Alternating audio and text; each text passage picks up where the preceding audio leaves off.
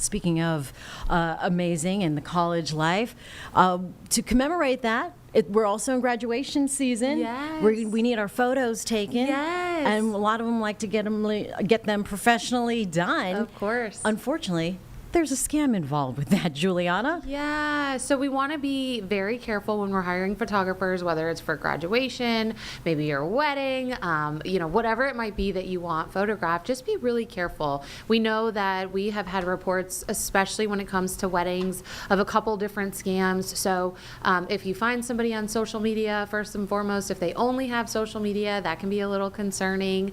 What ends up happening and what we've had reported to us is that you find a photographer you think you like, you sign on with them, you make the payments and you make that final payment before the wedding, and then they never show up. Yeah, I mean, that's awful. Yeah, or you make partial payments and then, they show up the day of, they do the shoot, you give them the final payment, and then they're gone and you never get the photos. Oh, gosh. So, yeah, I don't know which one's worse because either way, you're not getting photos. Right. I mean, this is a memory. Like you said, weddings as well. They're going to be captured or not captured, or you're not going to see them. So, as we want to make the best of our to document our lives, whether it's through school or through a big event like a wedding.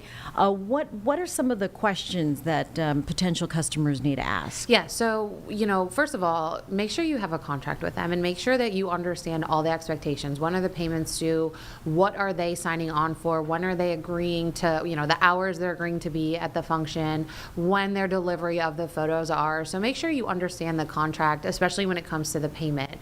Do your due diligence to look them up. Hey, check them out on bbb.org and see if they're an accredited business. Also, just look to see, do they have a website? What is their presence like online? Do they have reviews? Have people complained about them? What have other people said? I think we all kind of in 2025 look for third parties to tell us how a business is doing. Right. And so make sure you're taking the time to really do that prep work so that you get the photos you want and in a timely manner, and you're not spending all this money unfortunately for nothing. And it says here, before booking, insist on a phone call. I mean, that direct Yeah. communication is key, Juliana. If they're a legitimate photographer, they're going to want to meet with you. They're going to want to get to know you. They would have no problem meeting with you in person, giving you a phone call. Their time is obviously very valuable, but they're also not cheap, and so they know that you're going to pay them to do the job, and they would be more than happy to meet with you. And if they're not, that's a red flag to kind of watch out for. I'm looking at this other red flag. I mean, people use Venmo or Zelle, but peer-to-peer payment options might be a bit of a red flag. Yes, so peer-to-peer payment options, as I mentioned a little bit ago, we always encourage people to play with a credit card because then you at least have some financial backing from your financial institution or the credit card company. So if this person doesn't show up for the wedding, doesn't deliver their product that they're supposed to, you have someone to try to help you, versus if you send cash through a peer-to-peer payment app, that cash is gone and so is that person. Oh, wow. So anything else we need to know when it comes to getting a photographer this summer?